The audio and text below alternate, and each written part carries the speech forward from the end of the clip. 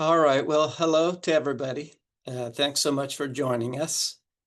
I'm Kevin Murphy with the Office of Water Programs here at Sac State, and we're happy you are attending our first of two Fall 2025 Water Seminar Series presentations. As most of you know, we are a training and research organization with a focus on water quality and water resources, and we annually host two fall presentations and two spring presentations. So following suit, we'll have two more presentations this spring, so stay tuned on that. I also want to point out that all the presentations we host are recorded and can be accessed via the Office of Water Programs website. So today's presentation will be approximately 40 minutes long, and we should have about 20 minutes left for questions at the end. We can go a little beyond 1 p.m. to answer questions if necessary. If we simply don't have the time to cover all the questions, we'll forward the questions to today's speaker, Ellen Bruno, as she has graciously agreed to address them via email if necessary. Please submit questions by emailing them to the email address currently showing on the screen, which is seminarquestions@owp.csus.edu. You can take a screenshot now or also check the chat line where the email address is also provided. Okay, now for the important part, I want to welcome Dr. Ellen Bruno. Ellen is going to talk about managing California's groundwater.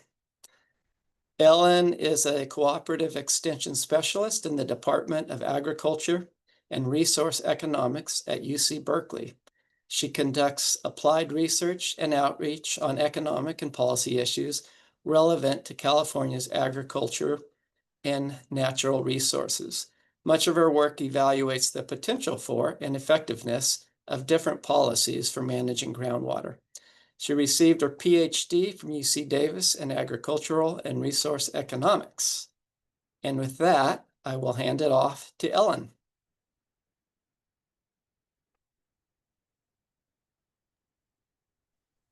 Thank you so much, Kevin, for both the introduction and the invitation to present. Really excited to be here sharing some of this research with you.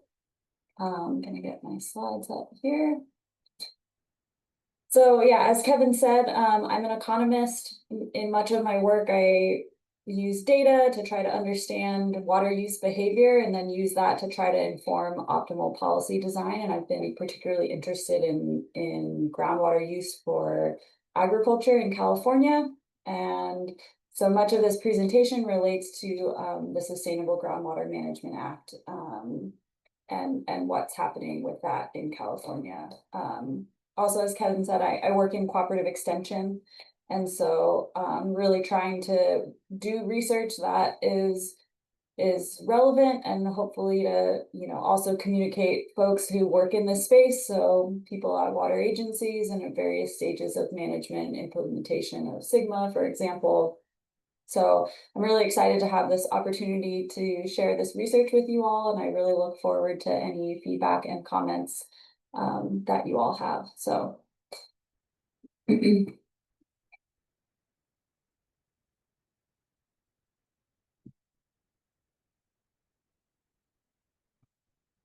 So this presentation is going to draw on research with two co-authors of mine, one Nick Haggerty, who's at Montana State, and then also Andrew Ayers, who's at the University of Nevada, Reno.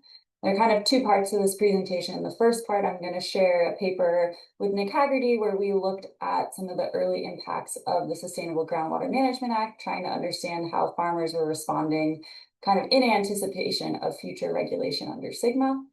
And then the second half, I'm going to kind of switch gears to be thinking about the role of groundwater markets under SGMA, give kind of an overview, and also explore some of the data and lessons that we can learn from the Mojave groundwater basin in Southern California, which is an adjudicated basin that has been trading groundwater for several decades. And yeah, just want to acknowledge funding from a variety of sources, including USDA, NEFA, FFAR, and NSF.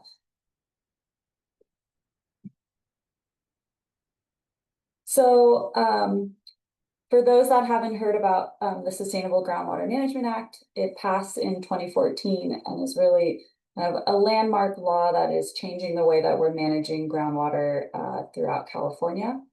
It's really comprehensive in its coverage across the kind of all the main agricultural areas in the state, with a few exception of a handful of adjudicated basins. SGMA is kind of covering, over 95% of the groundwater use in the state. It first required the creation of local groundwater agencies to form and figure out then how they were going to manage their groundwater use. Requires sustainable groundwater use on local basins, and gives a lot of authority to these local groundwater agencies to figure out how to achieve the sustainability targets, kind of without being too prescriptive about how these local agencies should go about doing it.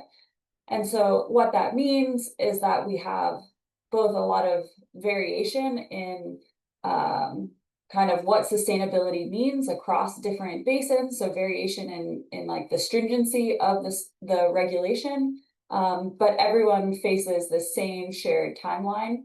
For the most part, everybody needs to achieve sustainability by 2040 or 2042.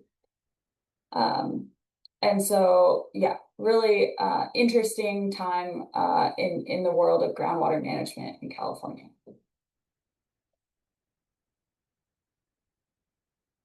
So given this long timeline to actually achieving sustainability under SGMA, it kind of raises the question about how farmers might be responding in anticipation of this future SGMA regulation.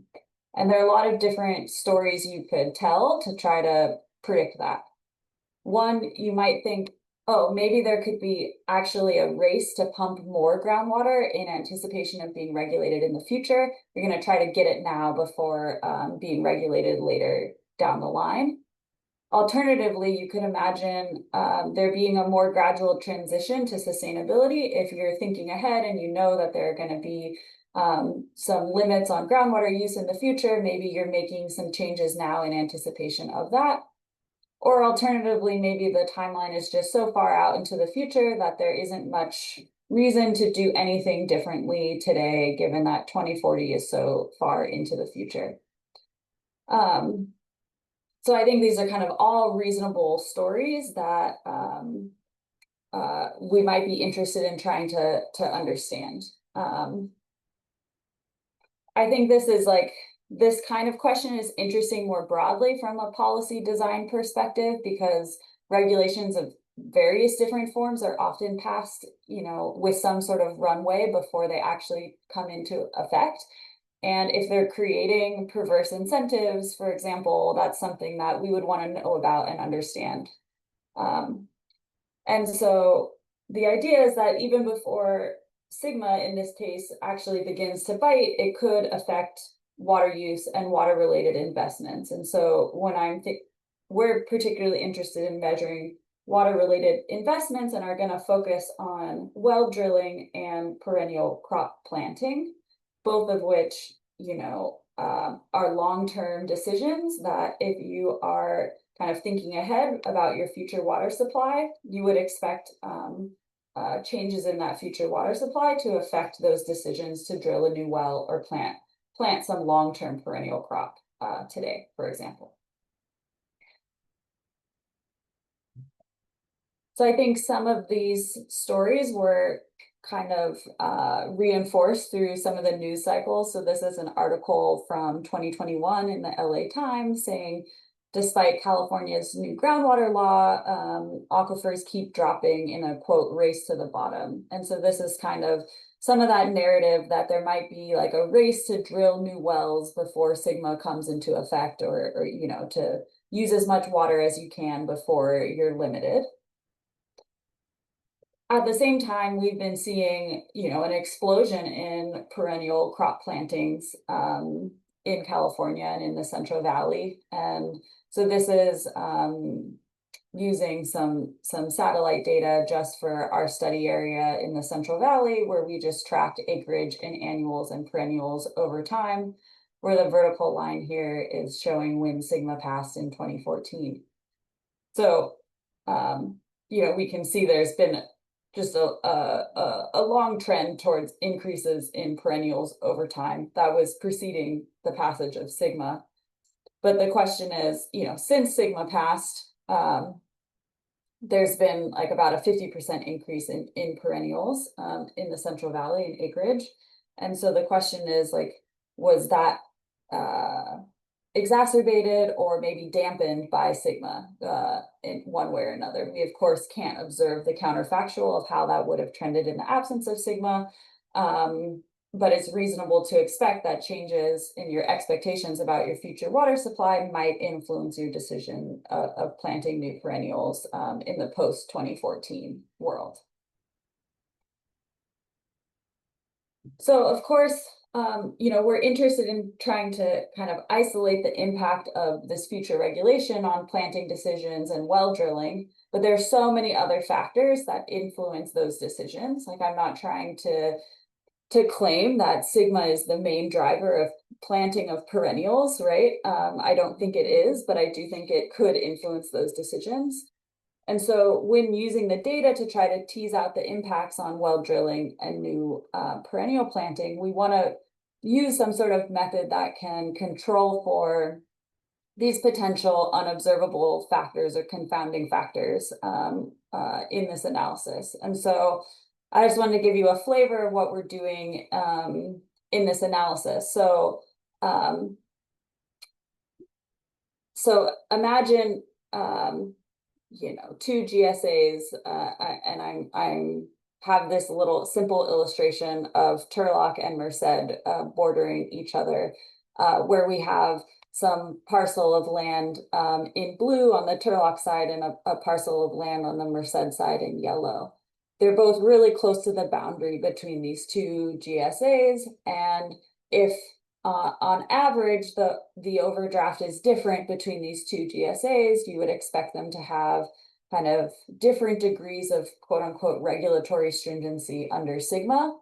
But as you get closer and closer to that boundary, parcels look pretty similar in terms of, the climate and the soil or other things that might affect planting decisions. And things like crop prices are going to be the same for these two parcels.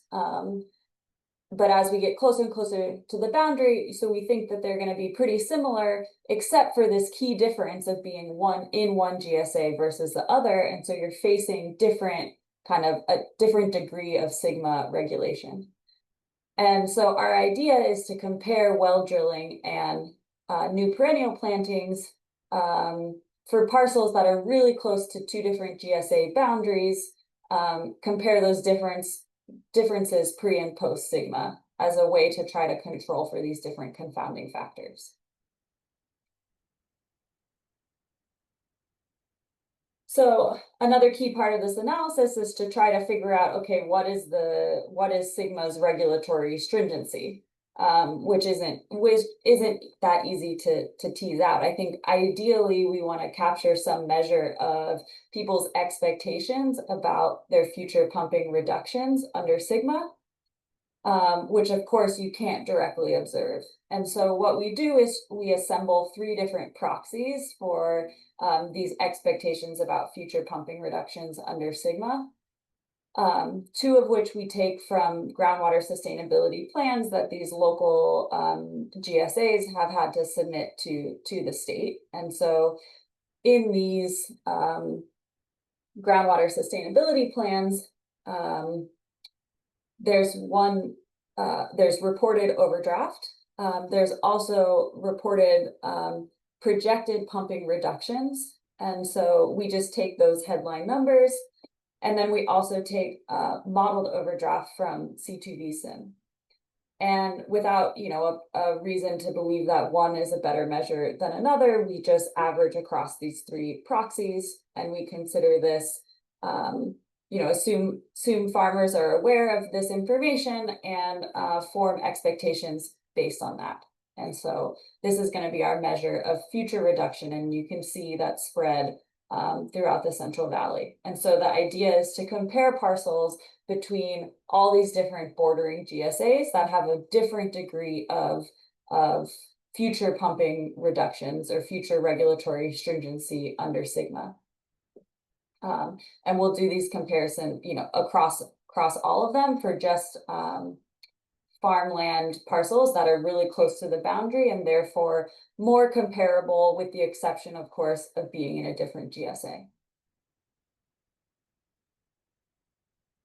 So here's what some of that looks like. Here's like the fraction of land planted in new perennial crops for both GSAs facing greater future pumping reductions versus those facing, fewer future pumping reductions, and looking at how that trends over time. And again, this is just limiting to parcels within 15 kilometers of those boundaries so that we try to make really careful comparisons between them. And I think there are a couple of things we notice. This new perennial plantings has, kind of gone up and down from year to year, but these two groups have tracked together pretty similarly. And so, in this both pre-SGMA and post-SGMA. I've grayed out this area from 2015 through 2019, with the idea being there was a time period with SGMA where groundwater agencies were still forming and writing their groundwater sustainability plans and kind of getting all those materials together. And so you can't expect farmers to be updating their expectations about their future water supply under SGMA instantly. And so we kind of think of this grayed out areas as kind of a time where people might be updating their expectations about their future water supply. But we can compare the differences in the fraction of land planted in new perennials, both in 2014 and earlier compared to 2020 and 2021. And so, the key thing I want you to take away from this graph is that in 2020 and 2021, we don't all of a sudden see some big differences across these two groups. There was a big increase across both of them in 2020 and then dropped in 2021, but they're not substantially different between these two groups. We have a similar story when we look at new well construction as the outcome variable here. So again, we're just looking at new well drilling on parcels of farmland within 15 kilometers of GSA boundaries, where there are different degrees of overdraft on these across the two GSAs, and stacking those for all the different GSA pairs within the Central Valley. And so you can see there was a big spike in new well drilling, like in 2014, 2015, when in those big drought years, but that both of these groups spiked in their well drilling. And so kind of unlike what that LA Times article was pointing to that I showed earlier in the talk, it doesn't appear that was at all driven by SGMA. It was probably driven by other factors like the drought, for example. And when we look at differences in well drilling for these two groups prior to SGMA and post SGMA in, say, 2020, 2021, we don't see any differences in well drilling between these two groups. So our conclusion here is that we don't see any detectable anticipatory effects of SGMA in 2020 or 2021. So I think, you don't really want to see these kind of perverse incentives for some kind of race to extract more of the resource before the regulation comes into play. So I think that's pretty encouraging. We don't see any evidence of that. But at the same time, we don't see any evidence of an anticipatory adjustment of kind of, altering patterns of these water intensive investments and kind of gradually moving towards the state of sustainability that we're moving towards by 2040. So, possible explanations for that. It could be just that these cutbacks are perceived to be too far in the future, and so it still makes sense to plant perennials in 2020 or 2021 because of that timeline. Another possible explanation is that maybe people don't believe that the SGMA regulations will kind of actually bite and take hold. If, for example, they think the GSA can make up all that gap with supply side strategies, for example.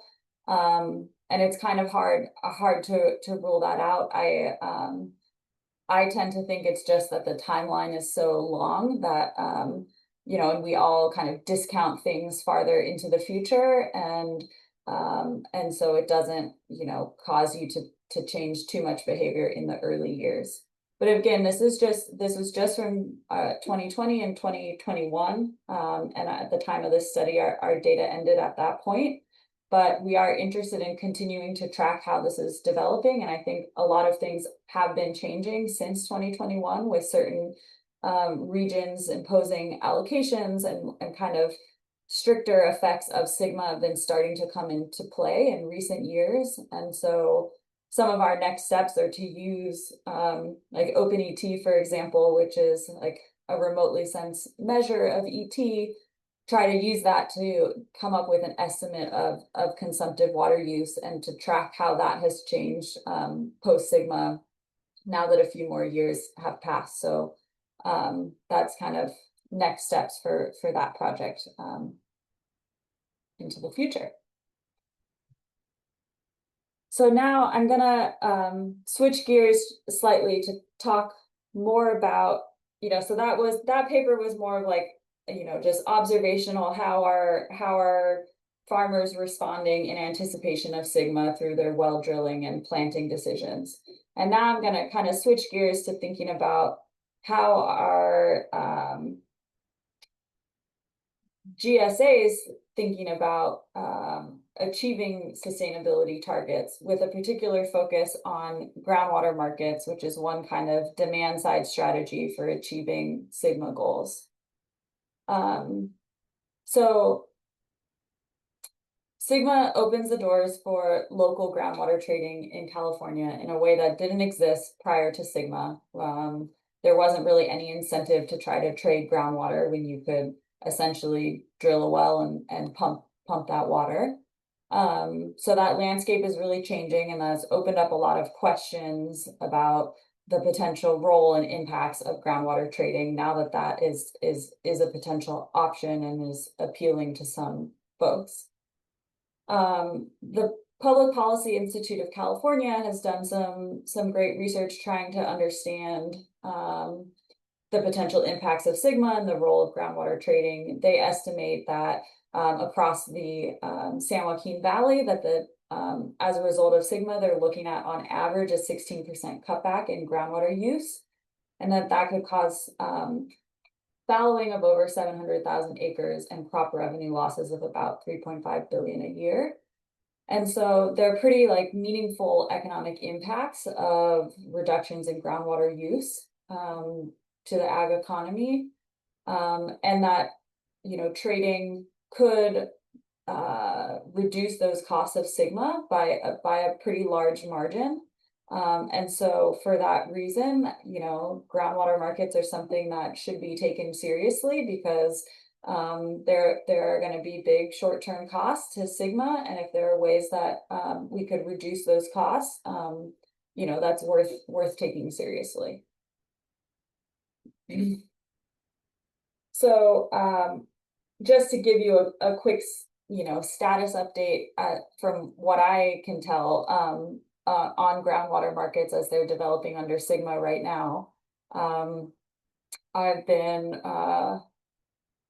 working over the summer, worked with a graduate student, Liz Saunders at Berkeley, to look through all of the 5-year updates that have been submitted to the state to try to track the groundwater market progress that has been happening. You know, the initial GSPs we kind of tracked to try to understand who was expressing interest in groundwater markets, to try to get a sense of where they might develop.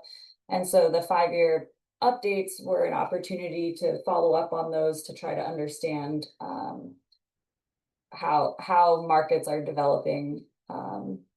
And so this is kind of a snapshot of some of the action that we're seeing so far. So the GSAs highlighted in blue are ones that have made some progress on either express interest in the market and have explored it in some way. And then the ones in yellow are areas that we know of that have established allocations, but I don't think I've made any kind of progress or interest towards developing mechanisms for transferring or trading those allocations. But of course, allocations are a prerequisite to doing any kind of groundwater trading. And so we're kind of interested in tracking those regions as well. From my perspective,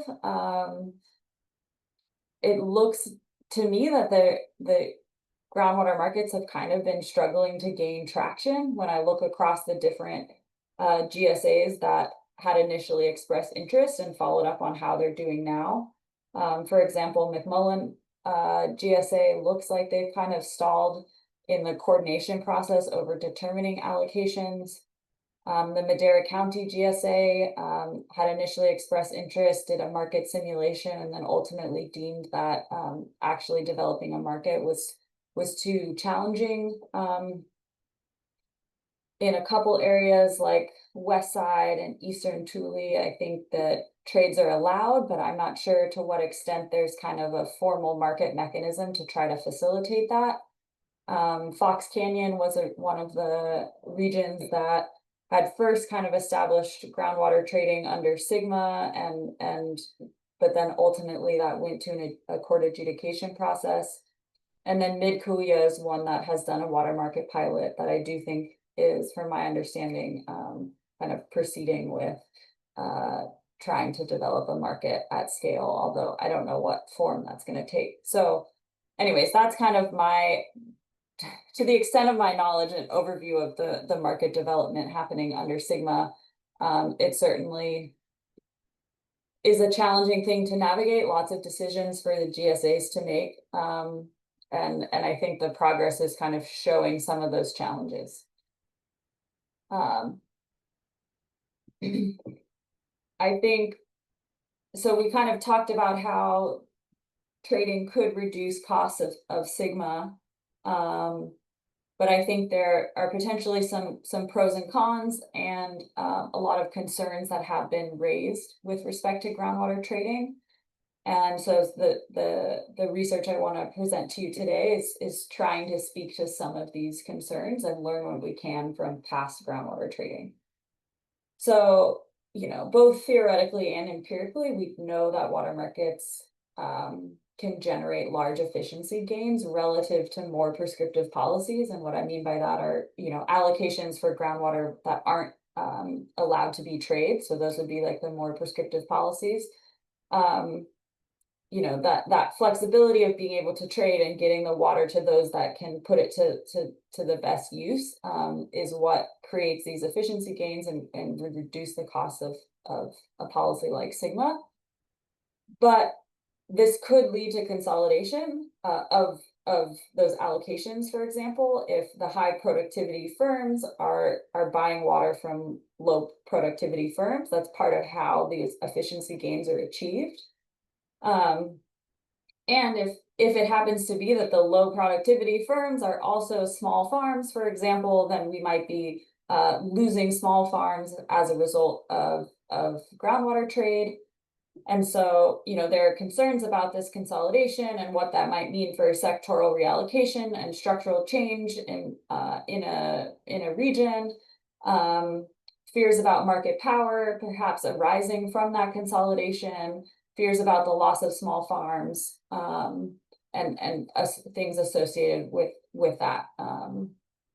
Potential kind of cultural change coming from this spatial reallocation of groundwater use. So I don't know if some of you are aware of this or not, but the California Water Commission put out a report on groundwater trading that I think really highlights a lot of these concerns that I'm talking about here and kind of captures that sentiment. And the white paper calls for various safeguards to protect small farms and other vulnerable users. One thing I've noticed from this report and other conversations is like there seems to be a perception that markets are only benefiting those who can buy more water as opposed to those who are selling their rights, and sellouts are somewhat kind of perceived as losers in this market landscape. And then this white paper also capture this sentiment around fears about market power and the loss of small scale farming. So with all of that background, I started working with Andrew Ayers on a project to study what some of the outcomes were associated with trading in the Mojave groundwater basin in Southern California, which has been adjudicated since 1994. So in this research project, we use transaction data from the Mojave Desert, which is a really great research setting for these kind of questions because it's one of the most liquid groundwater markets. A good deal of trading occurs and has been occurring since the mid-1990s. And so that gives us an empirical setting to actually look at these questions of consolidation of permits and market power and who are the sellouts and what's happening to them. So we can kind of track these things and try to gain a better understanding of these other dimensions of water markets. Previous research that Andrew, my co-author Andrew, led have already looked at this this question of how well was the market working in terms of these efficiency gains and in terms of improving the groundwater resource itself. And they showed that the market was effective at stabilizing groundwater levels as well as generating a lot of gains from formalizing property rights and allowing trade of those rights of groundwater. So in our project here, we're going to take data from the Mojave market, which gives us information on how these permits for groundwater pumping or the allocations were initially distributed among pumpers in 1994. And then we have information on the price, quantity, and the transacting parties for all trades through 2020.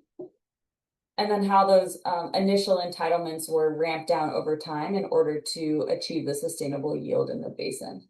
So we can combine all of this by tracking individual trades of these initial permit holders to look at how consolidation has evolved over time. And so we're going to look at the ownership share held by the top 10%. We're also going to then empirically test for market power in the lease market to see if that's a concern in this setting. And then we'll look at those who are selling out of the market entirely and evaluate both their composition and compensation. So I mentioned before the Mojave market established this tradable rights system in 1994 through their court adjudication. They had persistent overdraft for several decades before then. And then through the court adjudication process, it established a safe yield. It grandfathered in allocations for pumping and then determined a schedule for ramping down those allocations to the safe yield. And there was a water master in place to approve trades and oversee the market. In this setting, there's trading among various different types. It's not exclusively agriculture. There are municipalities who are participating.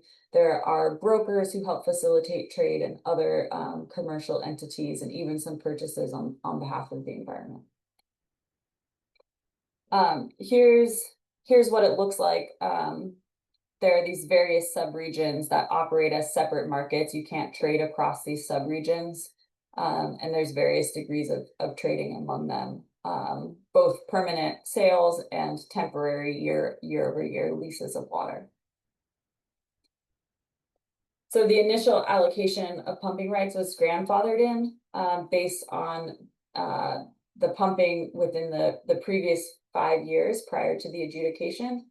And so you were allocated the maximum that you pumped in any of those 5 preceding years.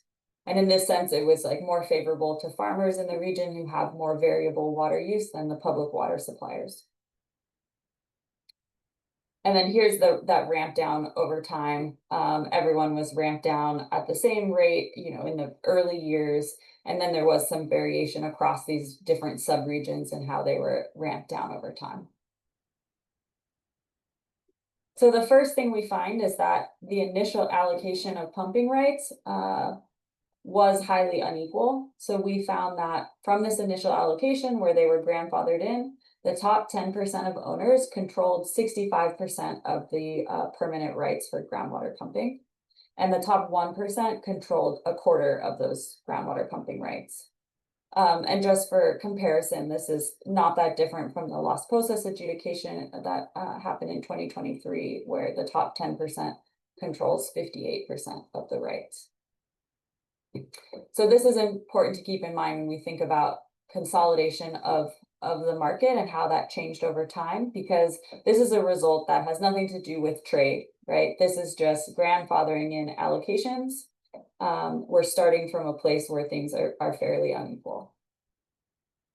Okay, and then we're going to track that over time. So we're going to look at the consolidation of the ownership for these groundwater rights and the share held by the top 10% over time.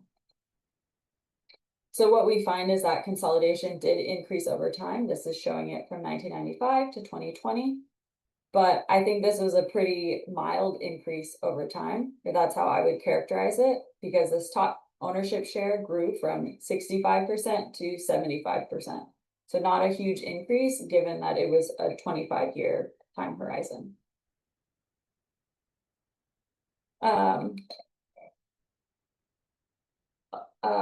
So there were lots of the original owners who sold out entirely of the market over this 25-year time horizon. And this is showing the number of owners over time and breaking it out by those who were originally assigned property rights in 1995 when it adjudicated, and split out by municipal owners and non-municipal owners. So all we have is the name of the transacting parties. So it's very easy for us to identify a municipal water supplier by the name, but it's harder for us to, when you just see somebody's name, for example, necessarily know that they're in agriculture. But kind of by process of elimination, we're trying to identify who's in agriculture in this data set to try to identify the loss of small scale farming potentially. But anyways, this just breaks it out by municipal and non-municipal. And you can see that those original owners declined over time. In the first half of our sample, they were made up by newcomers who were entering the market, but then that dropped off and it kind of declined monotonically in the second half of the sample. And so we have a degree of consolidation. You can see this reflected in terms of smaller number of owners over time.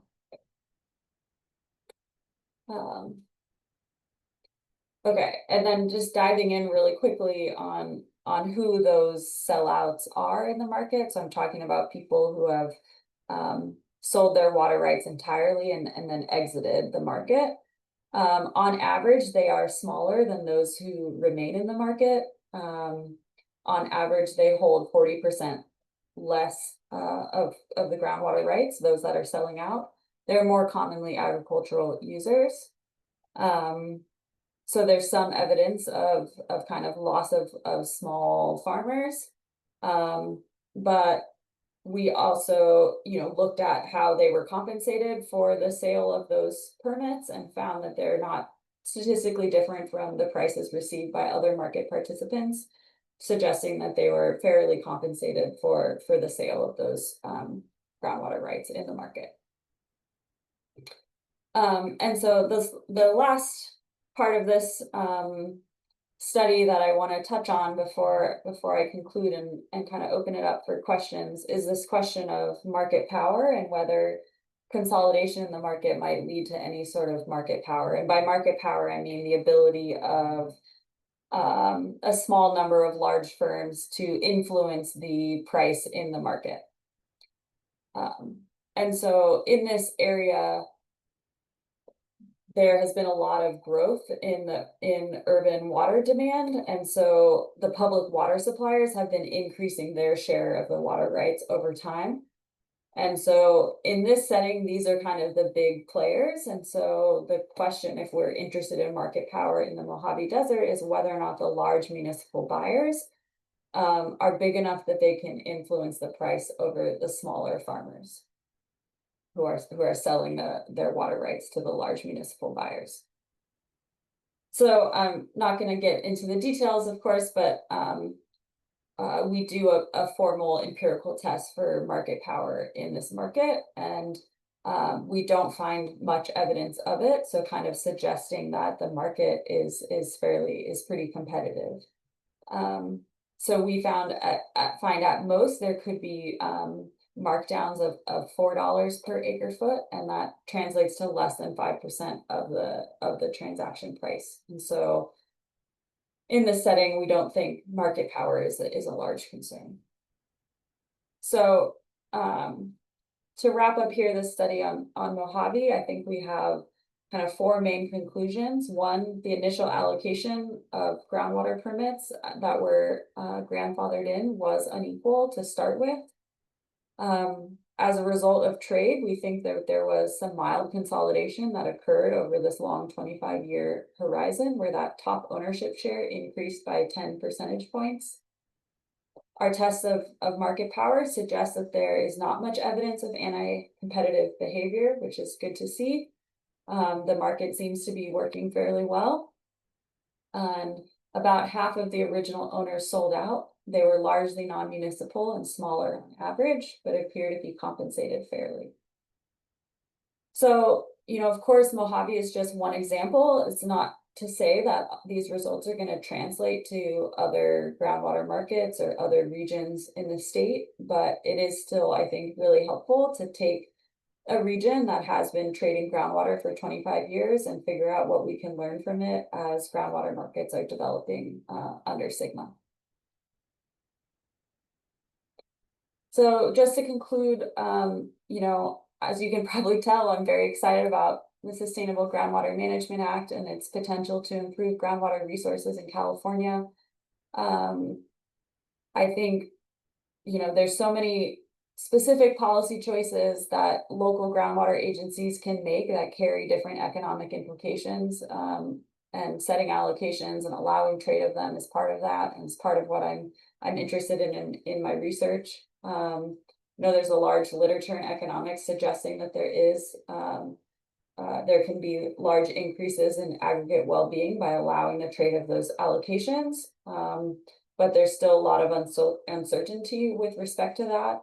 So much of past economics research has been kind of solely focused on economic efficiency, but there are more components to it, and trying to understand more holistically what water markets might mean for different regions.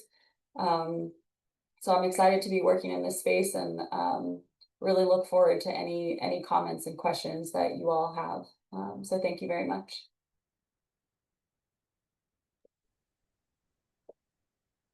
All right. Thank you, Ellen. To all you listeners, we have plenty of time for questions. So if you still want to submit questions, please submit them to the email address provided on the chat line. So Ellen, I'll get started with the questions. Let's see. Managed aquifer recharge is becoming more and more common with farmers.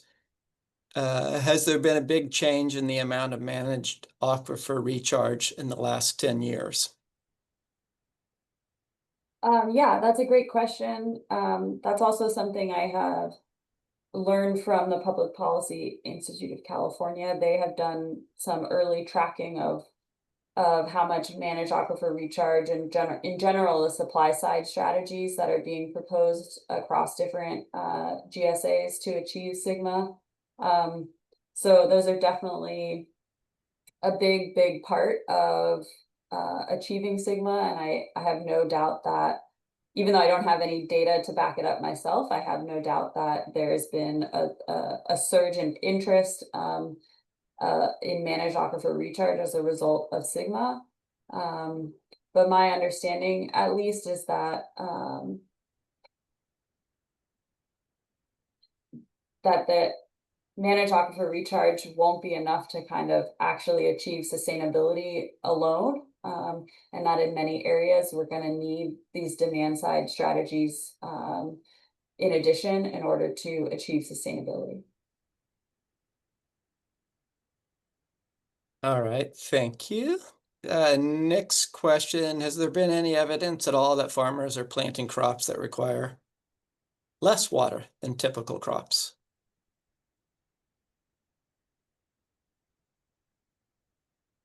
Yeah, also a great question. Not something we looked at in particular in the study we did previously, but that's something that hopefully we can get at as we continue with this research and look more directly at measures of consumptive water use and combine that perhaps with other data on crop choice and land use types. We might be able to look at those differences in crop plantings and water use and look at how that's changed over time. But yeah, I can't speak to that directly with the research that we conducted. A little more limited, more disaggregated in what we were able to look at. All right, let's see. Next question. Can you mention again when enforcement is expected to happen? Which organization will enforce it, and how do you see that happening?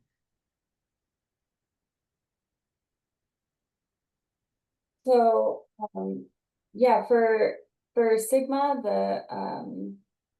it's local groundwater sustainability agencies are tasked with achieving sustainability, and they send plans to the Department of Water Resources for approval. But when those plans fall short, both the plans, I guess, and the actual implementation falls short for any reason, according to the law, the State Water Resources Control Board then kind of steps in as in an interim basis and can take over management of the local agency until they're able to correct the deficiencies or gaps and then take over local control again. So that's my understanding is, I mean, on a small scale, the enforcement is happening in various ways by the local groundwater sustainability agencies. But if there are deficiencies in some respect, then the state board can come in and take over control, at least on a temporary basis. All right, thanks.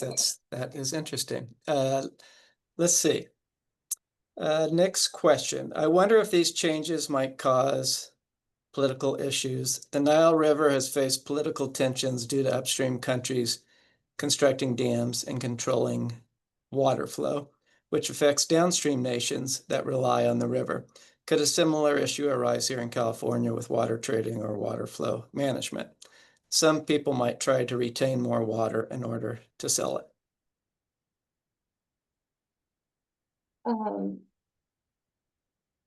Yeah, I guess kind of 2 points in that question. But yeah, I definitely think that there's some interesting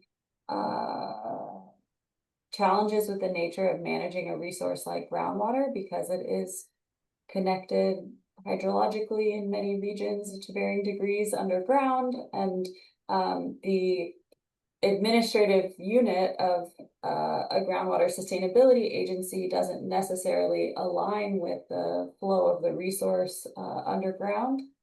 And so, there could be these spillovers between different GSAs and their impacts then of how groundwater is managed in one region, potentially affecting neighboring regions. So I know that many GSAs are working with the other GSAs on their same basin to try to overcome some of these challenges, but I guess I don't doubt that they are indeed challenges and in certain settings could create political issues.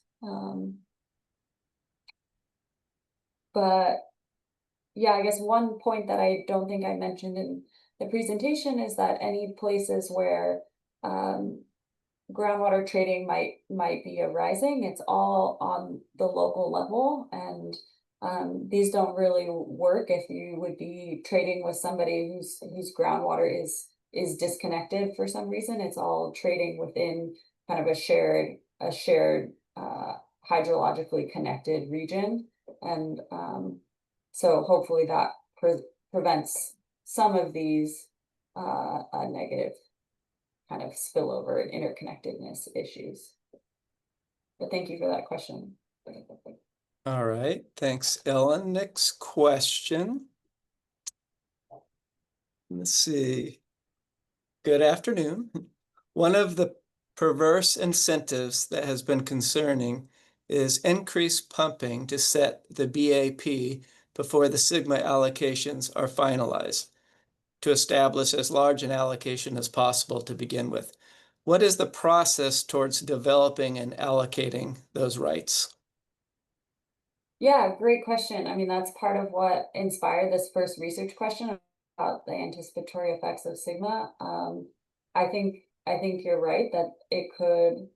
I see that story of like perverse incentives to pump more before the allocation is set, and I know of other researchers who have looked at that in different non-groundwater settings, and kind of show that to be the case in other setups like this. But the way that I guess the allocations are being determined is very much specific to the individual groundwater agency. And so I can't say like generally because it's GSA specific and how they want to go about setting the allocations. But I think you're exactly right that if the allocations are going to be set based on, you know, groundwater pumping in the last 5 years, you might be interested in pumping more in anticipation of that allocation being set, to try to influence that. But that wasn't, something we found evidence of in our study, but that is with the big caveat that it's very hard to actually observe groundwater use, and we had a pretty imperfect way of measuring that in our study. All right, thanks, Ellen. Looks like there's one more question. One of the complicating issues, and a hugely impactful one that diffuses consequences away from the pumpers, is ground subsidence. What is the interaction of sigma in this issue?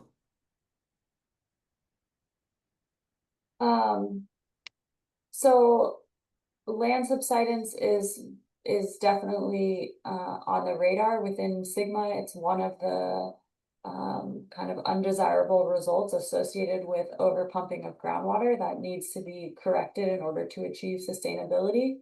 So it's definitely accounted for in determining what is the safe yield or sustainable yield in these different basins.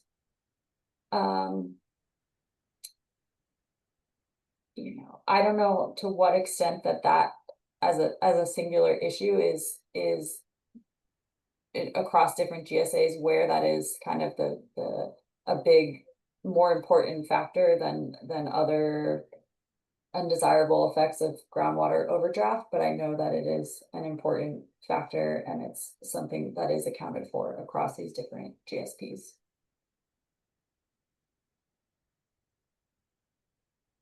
All right. Thank you very much, Ellen. I don't see any more questions, so thanks again for answering the questions so thoroughly. And on behalf of OWP and all of today's participants, we want to thank you for an excellent presentation on managing California's groundwater. an understandably key component of California's water supply.